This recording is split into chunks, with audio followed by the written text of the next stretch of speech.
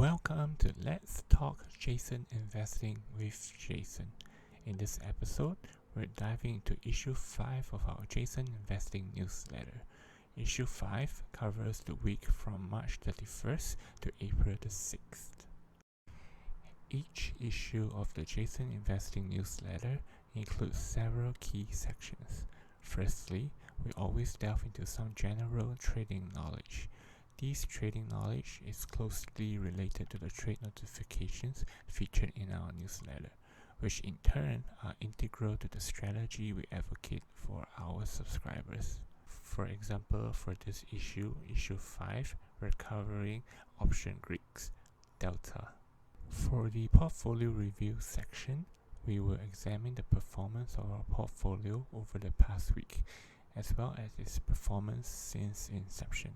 Moving on to the market recap, we'll discuss the latest market news and economic data that have impacted the market. In the economic data preview section, we aim to shed light on the important economic data set to be released in the week the newsletter is published. Without further delay, let's dive into the newsletter. Dear subscribers, welcome to the Jason Investing Weekly Investment Overview. This week features the BA release of the PCE index, the Fed's preferred measure of inflation. With markets closed for Good Friday, we're looking at a shortened trading week. Since the PCE data will be released during a market holiday, reactions to the report will only be seen on Monday. Our portfolio once again surpassed SPY performance over the week. For more details, please refer to our portfolio review section. We'll begin our exploration by diving into option Greeks, starting with Delta. This week, we will delve into one of the most essential option Greeks, Delta. Delta quantifies how sensitive an option's price is to a dollar change in the price of its underlying assets. In simpler terms, it predicts the amount by which an option's price could change for every $1 movement in the underlying index, with SPY serving as our underlying index in this instance. For example, a delta of 0.5 means that the option value would shift by 50 cents for every dollar movement in SPY. The 0.5 delta is considered special because it signifies the option is at the money. It's considered special because the strike price is very close to the underlying price at that particular point in time. Essentially, the 0.5 delta should align exactly with the underlying price. To show this, it's first important to understand how to interpret an option chain, which displays various strike prices for each expiration date. Each of these strike prices is associated with a distinct delta value. The option chain that you're currently looking reflects the market as of the close of trading on Friday, March the 22nd, for options expiring on May the 17th, where SPY closed at 5.23. First, notice that the strike price column is located at the center, which is highlighted in blue. And to the left, we find the Greeks for the call options, and on the right, we can see the Greeks for the put options. So the Greeks are namely Delta, Gamma, Vega, and Theta. One thing to notice is that the strike price increases in value from the top to the bottom. And if you were to look at the just the delta column, which is we focus on for this week issue, the delta increment as the strike price gets lower. So as it increases from the bottom to the top. And notice that the delta for the put option also is also moving in the same direction, but because it's negative, it gets more negative as we move from the top to the bottom. Let's take a look at the strike price 523. Remember, we said that the spike closed at 523 on the March 22nd on a Friday, which is the time we took the screenshot of the option chain. We can see that the call delta for 523 is 0.542, whereas for the put option is negative 0.492. Remember we said that theoretically the delta value for the current price should be exactly 0.5. This is because in environment of high interest rates, call options tend to be pricier than puts, because when you buy calls rather than the underlying, you do not need to put up so much cash upfront, and the cash that you save from buying the underlying, you can deposit the cash and earn interest. So call premiums are increased to offset this advantage for the call option buyer. Conversely, for puts, in order to hedge, the put buyer would have to purchase the underlying, because remember, if the options is exercised, you have to sell the underlying at the strike price. So purchasing the underlying for puts requires cash, and that means that you would potentially accrue interest costs for borrowing the cash. This leads to a decrease in the put premium to compensate the buyer of puts. Next, we look at the moneyness of the call option and how it relates to the strike price and the underlying buy price. First, let's quickly define the moneyness of an option. When we say that the option is in the money, ITM, that means that for a call option, the strike price is lower than the current price of the underlying, and if the option is at the money, it will be the same as the current underlying price, which is a SPY, and it's out of the money if the strike price is higher than the current SPY price. Notice that at the money point correspond to 526. It's not exactly the current price, because remember we said that due to the effect of interest rates, calls are pricier at the money, so it's higher than the current price, which is 523, and if it's puts, it's actually lower. Okay, so first look at in the money first. Let's take the extreme value 400, and the delta is very close to 1. And if you look at the option chain, the call premium is really expensive when it's deep in the money. The reason is because the call option is so valuable is because let's say that the current price is 526, to simplify things, which is at the money price. You're able to buy the underlying at 400, so you can immediately sell it in the market for 526.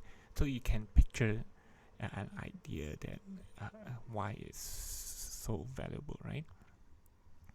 And if it's at the money, so basically you can buy at the current price, and the delta is 0.5. Whereas if it's out of the money, the delta converges to 0. In the money, it converges to 1. Out of the money, it converges to 0. And the idea is, out of the money call option is the least valuable, is the cheapest, because currently you're not able to exercise the option, as in you will not choose to exercise the option because the current price is lower than your strike price. If you exercise, that means you are actually buying at a higher strike price than what the current market price is. And remember, option is an obligation and not the right, so the delta is very close to 0. And another way of think of it is the inherent value of an option. So for example, the reason why it's called in the money is because right now, if you were to, for example, for 400, if you were to exercise, you can buy 400, right, at 400 and sell at 526. So basically, you can straight away make a profit of 126. So the 126 part is the inherent value of the option, and that will factor into the call option price. And because of time premium, you adding on top of the inherent price, that will be the value of the in the money option. Whereas for both at the money and out the money option, there are no inherent value. It's totally just the time value. And in future newsletter issues, we can also cover the fact that the at the money option has the most time value, and as you move out to in the money and out the money, the time value will go down. Next, we look at the relationship between delta and the underlying price.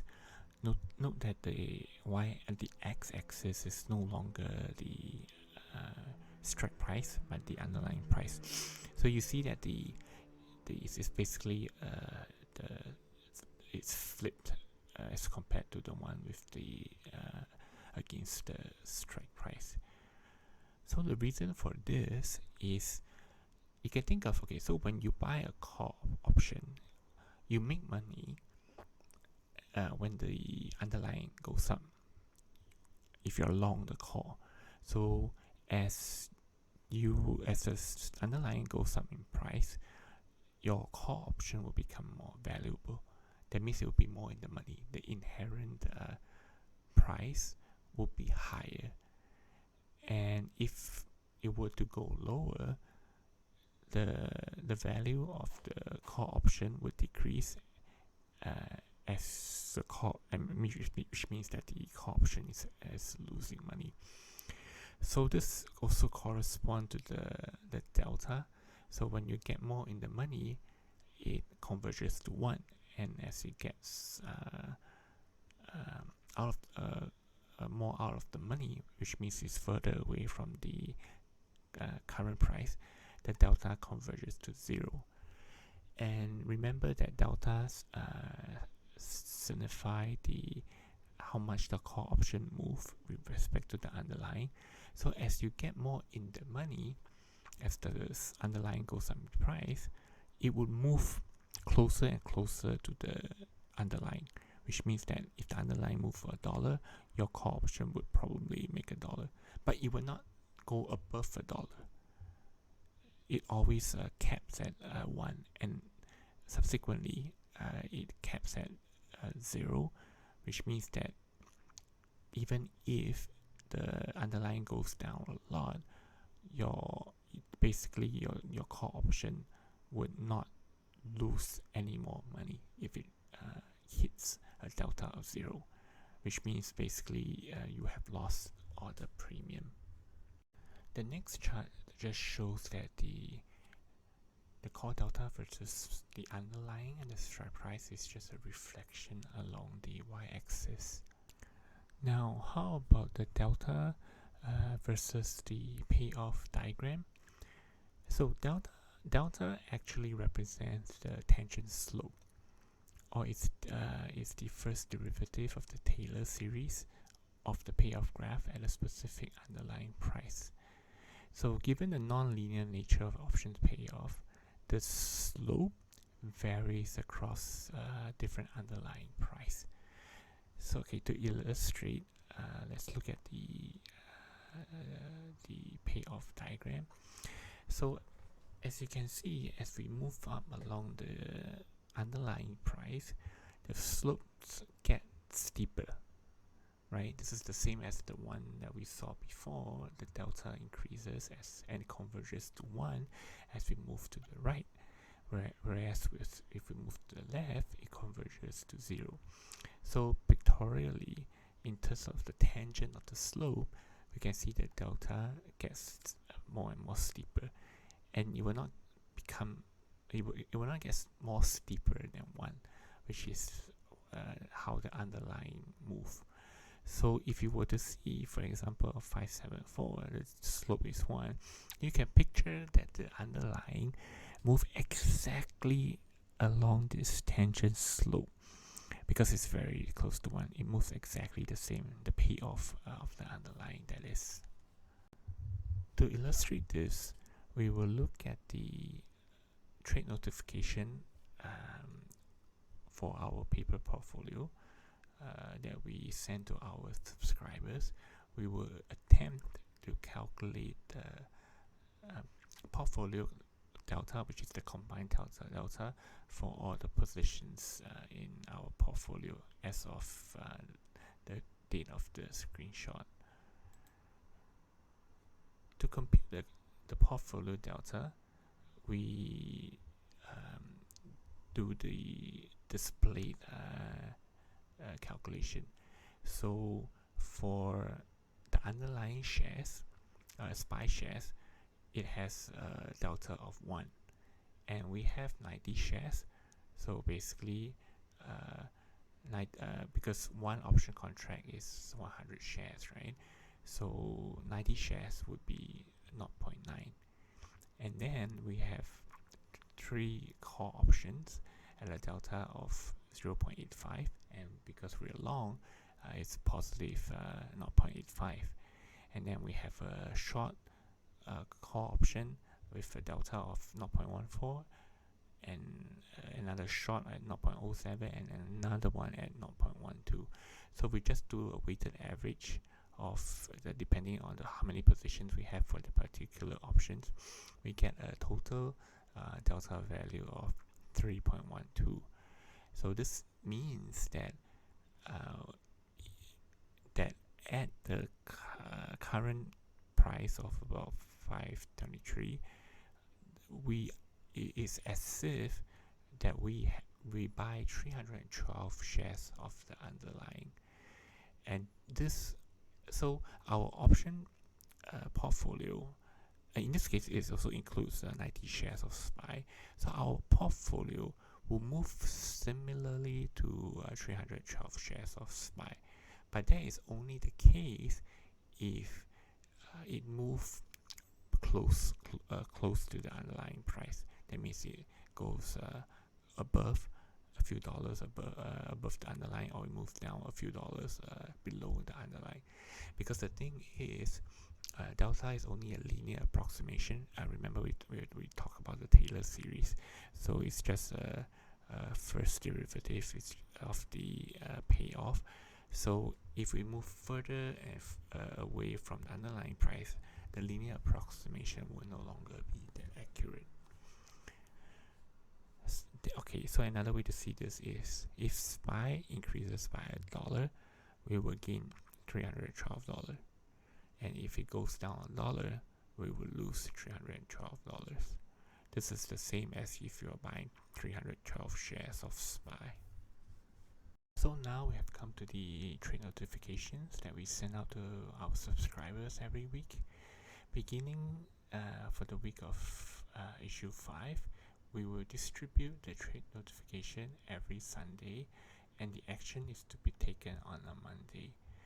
This change allows us to streamline the process for both the notification and actions required by subscribers.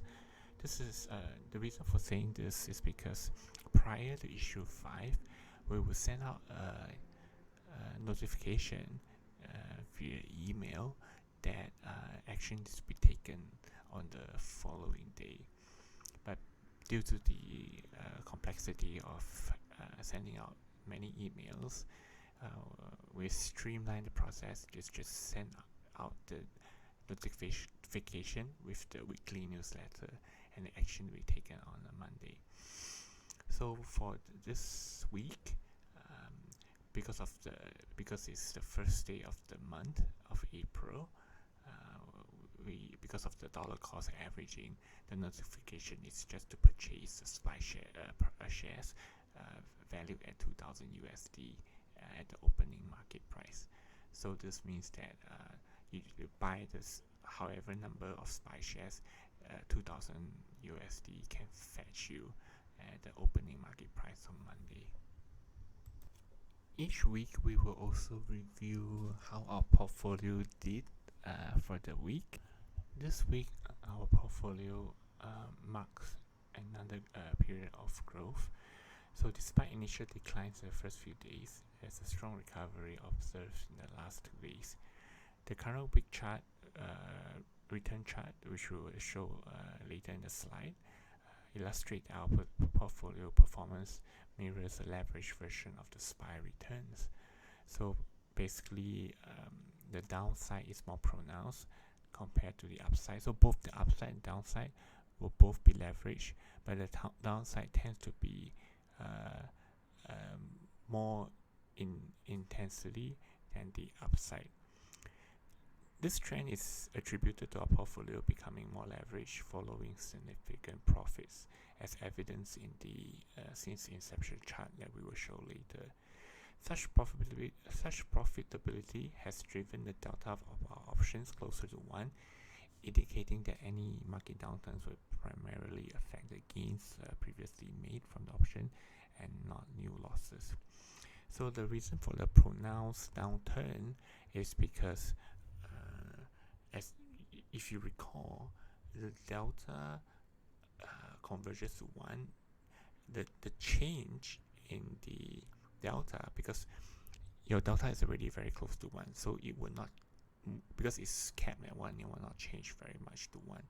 So the in terms of if the price were to go up, it will not be so different from because as the delta approaches 1, you move in lockstep with the underlying. But if it goes down, because the delta would change very quickly from 1 to 0.5 or to 0 if it's out of the money, right? So basically, that would cause the downside to be more pronounced. But because our portfolio has been making money since the market has been going up for the past few weeks, so any losses incurred will be from the profits that we got in previous weeks. So even if the losses are more pronounced, the losses are from the prior gains and not from the actual principal. For the week of issue 5, we can see that we made a profit of $498, and the beginning asset value of our portfolio were about 54k, $349 to $54k $147. So there's a change of profit of $498, and the return for the best day occurs on the March the 27th, which is 2.56%, and the worst return for the week occurs on the March the 25th. As we explained just now, we can look at we are looking at the chart for since inception and for the current week. As the week concluded, our portfolio achieved a return of 0.92%, just modestly outperforming the SPY, which posted a return of 0.36% for the same period. But if you look at the performance since inception, our portfolio boasts a substantial advantage with a 9.7% compared to the SPY return of 3.7%. This is the part that I said that we made a significant profit, and the losses on the downside is more pronounced because it's losses on the profits that we made in prior weeks. So if you look at the chart since inception, you can see that the blue line is the returns, cumulative return. So it's based on since the inception of the portfolio that is the cumulative return, which means that if you compare the any point in the blue line, it is the return that with respect to the initial portfolio where we just put in 50,000 USD cash. If we look at the current week, we can see that our portfolio actually performed worse than SPY at the first few days, but more recover in the last 2 days.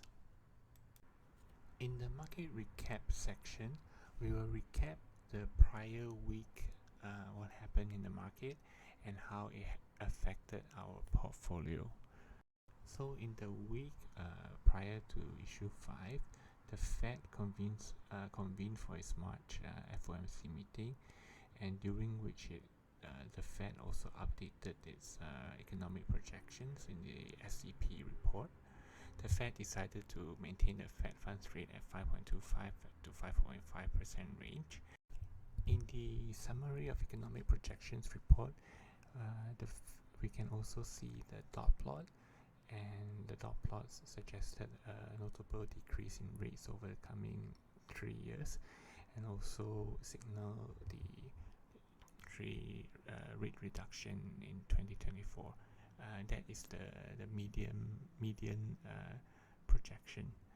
The decision was closely contested among the 19 voting members, with 10 supporting 3 rate cuts in 2024 and 9 advocating for fewer reduction within the year. So as I said before, they will take the median, and the median is 3 rate cuts for 2024. Other than the Fed funds rate, the SEP report also shows the projection for the PCE inflation, unemployment rate, and the GDP growth. So we can see that the above chart shows the March projection. So this is the March FOMC, and in contrast, we compare it with the prior projection from the December FOMC meeting. We can see that the difference in the projection. The main thing we want to see is that the Fed funds rate, that the Fed actually projected fewer rate cuts in the March FOMC compared to the December FOMC meeting. In general, we see that in the March projection, let's take a look at the federal funds rate.